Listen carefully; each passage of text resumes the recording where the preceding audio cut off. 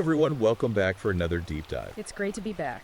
We've been hearing a lot from our listeners about men's rights issues and, especially within marriage and like all these societal structures, and we really wanted to dig into it. Yeah, for sure. It's definitely a hot topic these days. For sure. So we decided to check out this book called The Mancession by Conrad Reich. Oh yeah, I've heard of that one. It's pretty intense, right? He pulls no punches, like it just goes straight in. Yeah, he's not afraid to ruffle some feathers. Exactly.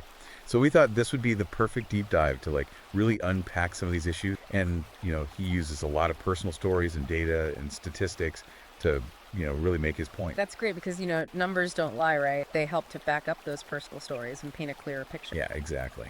So we're going to be talking about work relationships, education, the legal system, all that good stuff. It sounds like we've got a lot to cover. We do. So let's jump right in. One of the first things that really stood out to me was how Riker tackles the economic landscape. Yeah, that's a big one, right? Like, it's kind of the foundation for everything else. Totally. His central argument is that men are getting like kind of a raw deal in today's society. It's like the rules of the game have changed, but no one told the players. Exactly. And he starts by examining the financial side of things. Makes sense, right? Money talks. Right. So he challenges this whole narrative surrounding the gender pay gap. Yeah, that's the one you hear all the time, but Riker presents it in kind of a different light. He's like, hold on a second. There's more to this story. Exactly. Like, it's often presented as solely a result of, like, discrimination against women, right? But he brings up some data that suggests a more complex picture. Yeah. For example, he cites a study that shows women's earnings actually increase by, like, a crazy 40% after marriage. 40%? Seriously? Yeah, it's wild, compared to only a 6% increase for men. Whoa, 40% versus 6%. That's a massive difference. Huge. It really makes you think about the economic dynamics within a marriage, especially now that women are increasingly becoming the primary breadwinners in so many households.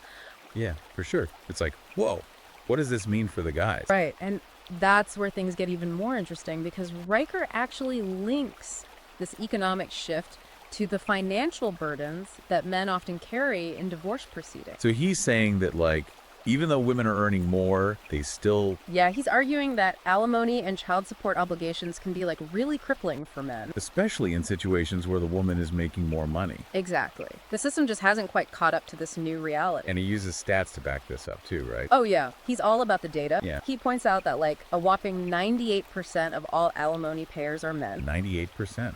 Are you serious? Dead serious. It's according to a recent U.S. Census Bureau study. It's kind of mind-blowing when you think about it. Yeah, it really highlights those financial risks that men face within the traditional marriage structure. Okay, so we're seeing how, like, the economic landscape is shifting. Big time. And how that's impacting men in some pretty significant ways. But it's not just about marriage and divorce, is it? Riker also talks about the gig economy. Oh, yeah, and how it's, like, disproportionately impacting men. Because a lot of those traditional manly jobs, Like manufacturing, construction, that kind of thing. they've been replaced by automation or, shipped over. Sourcing, yeah. And it's left a lot of men scrambling to figure out what's next. Right, so they're ending up in this gig economy world. Yeah, with freelance work, short-term contracts, no job security, and benefits are pretty much non-existent. It's tough out there. No doubt. So on one hand, you've got the flexibility and independence, which can be appealing. For sure. But on the other hand, like Riker points out, it lacks the stability and benefits that a lot of men are used to. It's a trade-off, for sure. And then on top of all that, you've got the 2008 recession hitting men particularly hard. Oh, yeah, he talks about that. He highlights how those job losses during the recession were heavily concentrated in male-dominated industries. Yeah, like construction and manufacturing took a huge hit. Right. It just further emphasizes his point about the economic vulnerability men are facing these days. It's like a perfect storm. Kind of. And it's not just about those big economic trends either. Riker gets into some pretty specific examples of potential workplace discrimination against men. Oh, yeah, he doesn't hold back. Not at all. He gives some real-life examples of companies seemingly favoring women in hiring and promotion. Even when the guys have, like, better qualifications on paper. Exactly. He even brings up studies that suggest men might be less likely to be hired or promoted even when they're equally qualified. So it's like this potential disadvantage is playing out on multiple levels. From the overall economy to individual hiring decisions, it's a complex picture. Yeah, and I think a lot of guys out there can relate to this. Sure, it's like something's not quite right, but it's hard to put your finger on it. Yeah, exactly. So how does all of this tie back into the issues within marriage and relationships? That's where things get really fascinating. Riker doesn't hold back when talking about marriage. He calls it a potential raw deal for men in today's world. Raw deal. Yep. He's not mincing words. Hmm. And to understand why, we need to look at how these economic shifts are impacting the dynamics of marriage itself. Okay. So it's like this whole economic thing is like the backdrop. It's the stage on which the drama of relationships is playing out, and things are getting pretty intense. That's like it. Okay, so let's dig into that. Let's do it. So, like we were saying, these economic shifts are really reshaping the landscape of marriage. And Riker goes deep into the financial implications of divorce for men. Yeah, like with women becoming the primary breadwinners in more and more families, it's like flipping the script on that whole man as a provider thing. Right. And that's a big shift. But when the marriage ends, Who pays the price? that's exactly what Riker is getting at. He's saying that the system hasn't quite caught up to this new reality. Yeah, it's like this clash between these outdated expectations. And the actual reality of how relationships work today. Totally. Like on one hand, you still have this idea that men should be the breadwinners. That's like ingrained in our culture. Right. But then when a divorce happens, men are often slapped with huge alimony and child support payment. Yeah, even if the woman's making more money. It's like a double whammy. Exactly. And Riker's point is that this situation creates a real sense of vulnerability for men. Like the rules are changing mid-game, and it's not exactly fair. It's like playing poker where the dealer keeps adding wild cards to the deck. You never know what hand you're going to get dealt. Exactly. And that uncertainty can be really unsettling. But it's not just the financial side that Riker's concerned about. He also explores the emotional and psychological toll that divorce takes on men. Yeah, there's definitely a stigma around men expressing their emotion. Big time society tells them to man up and just deal with it. Right, it's like their feelings are often swept under the rug. And that can be really damaging. Yeah, Riker argues that men are often overlooked when it comes to the emotional fallout of divorce. He cites some studies that show that men are actually more likely to experience depression and even suicidal thoughts after going through a divorce. Wow, I didn't realize it was that significant. Yeah, it's serious stuff. And he also points to research suggesting a link between divorce and an increased risk of heart attacks in men. So it's not just emotional, it's physical too. It's like this whole cascade of negative effects. And it's so important to talk about this. Yeah. Because we often hear about the impact of divorce on women and children. Right. They're often seen as the primary victim. Yeah. But the impact on men can be just as significant. Absolutely. Even if it shows up in different ways. And Riker really brings this to light. He doesn't shy away from the tough topics. He goes right for the jugular. And he also dives deep into the legal side of things, particularly when it comes to child custody. That's another area where men often feel like they're getting the short end of the stick. Yeah, he highlights a statistic that's pretty mind-blowing. In cases where parents disagree on custody, the courts award full custody to the mother 68% of the time. 58%. That's like more than 2/3 of the time. Yeah, it's a huge imbalance. It really raises questions about potential biases within the system. Yeah, like are the courts really looking out for the best interests of the child? Or are they just defaulting to mom? It makes you wonder. And Riker connects this to that whole concept of the tender years doctrine. It basically says that mothers are inherently better suited to care for young children. It's like this old school way of thinking. Yeah, and even though it's been challenged in recent years, Riker argues that its legacy still influences how courts approach custody cases. It's like this underlying assumption that dads just aren't as capable. And that can have a real impact on their relationship with their kids. Yeah, it's heartbreaking. So you've got all these factors at play. The economic shifts, the potential legal disadvantages, and the emotional toll of divorce. It's no wonder Riker calls it a marriage strike among men. Like, guys are starting to wake up to the potential risks of getting married. Right. It's not that they don't want to get married, they're just... They're proceeding with caution, weighing the pros and cons. Yeah, exactly. Yeah. And that's why Riker also explores the rise of these alternative relationship models. You know, cohabitation polyamory.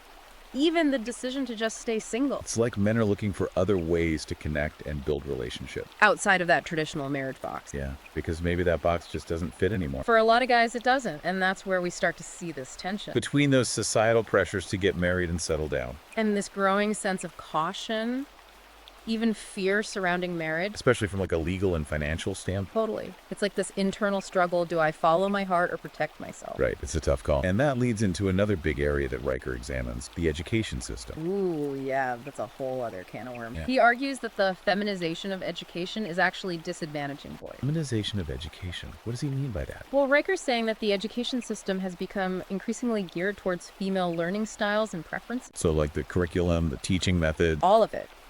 And he points to the decline in male enrollment in college. Men now make up only 43% of students. Whoa.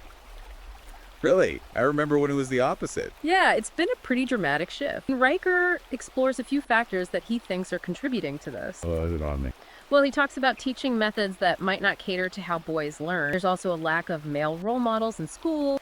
And then there's the perception that college itself is just too feminine. Like it's not cool for guys to be smart. Kind of. There's this unspoken message that college isn't for them anymore. Wow, that's pretty messed up. And what does Riker think of the consequences of this trend? He's worried about the long-term effects, not just for men, but for society as a whole. Like what kind of effects? Well, he sees it potentially leading to a workforce dominated by women and a lack of male representation in important fields. That's a pretty bleak outlook. It is. It's like we're heading towards this gender imbalance in all areas of life. So we've got all these challenges laid out. The economic stuff, the marriage stuff, the education stuff. It's a lot. It's heavy stuff for sure. But Riker doesn't just leave us hanging. He doesn't. Nope.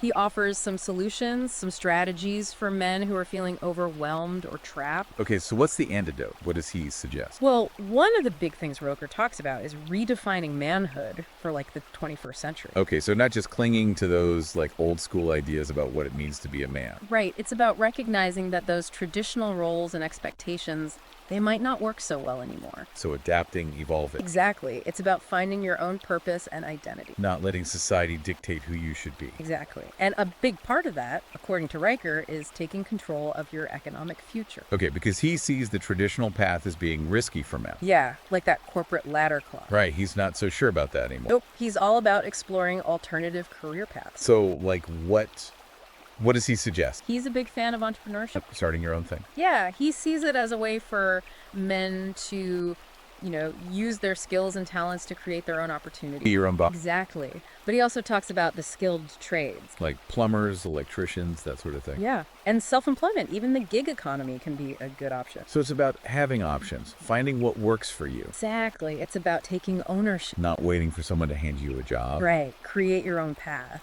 And alongside that, he really emphasizes financial literacy. Oh, yeah, that's huge. Knowing how to manage your money. Budgeting, investing, all that. All of it. Building long-term wealth. Being smart with your money. Exactly. And when it comes to marriage and divorce, That legal stuff. yeah, he's got some specific strategies there too. Like what? He's a big advocate for prenuptial agreements. Oh, prenups. Interesting. Yeah, he sees them as a way for men to protect their assets. So if things go south. Exactly, you've got that safety net. And it's also about defining those financial responsibilities up front. So there's no confusion later on. Right, clear expectations from the start. It's interesting because prenups, sometimes they get a bad rap. Like it's not romantic or something. Yeah. But Riker's view is more practical. It's about protecting yourself, especially in a system that can feel kind of stacked against men. Yeah, that makes sense. So it's not about being pessimistic. No, it's about being realistic. And informed. Exactly, knowing what you're getting into. Before you say, I do. Right. And he also stresses understanding your legal rights in general. Like knowing the law. Yeah, both in marriage and divorce proceedings. So you're not going in blind. Exactly. Knowledge is power, right? And beyond all this practical stuff, There's more. oh yeah, Riker talks about the importance of building a strong support network. Oh, like friends and family? Exactly. People you can rely on. Because men are often told to just, suck it up. Yeah, be tough, handle it alone. But having that support system is so important. It's crucial, especially when you're going through tough time. And Riker sees these connections as vital for men's emotional well-being. Yeah, it's okay to not be okay. Exactly. And it's about fostering that sense of solidarity. Knowing you're not alone in this. Right. There are other guys out there who get it. So it's about men supporting each other, Lifting each other up. creating that sense of brotherhood. Exactly. We're all in this together. This deep dive has been really eye-opening. It's a lot to take in. It is. But what I'm taking away from the Mancession is that it's not just about complaints. It's not just a rant. Nope. It's a call to action. Okay, so what do we do? It's about recognizing the challenges, yes, but it's also about taking control of your life Defining what it means to be a man in today's world. and creating a better future for ourselves and for the next generation. That's a great way to put it. Riker's message is powerful. Yeah, he's basically saying the world's going to throw you curveballs, but you don't have to strike out. Exactly. We have the power to create positive change. Both in our own lives and in the systems around us. And that's a really hopeful message. It is. The Mancession is definitely a book that will get you thinking. It might challenge some of your assumptions. But ultimately, I think it can inspire men to take control Create a more fulfilling life. on their own terms. Absolutely. If you're interested in learning more, you can find the Mancession on Amazon Kindle and Google Play Books. It's definitely worth checking out. And remember, knowledge is power. The more you understand the challenges you're facing The better equipped you'll be to overcome them. and create the life you want. Thanks for joining us on this deep dive. We'll see you next time.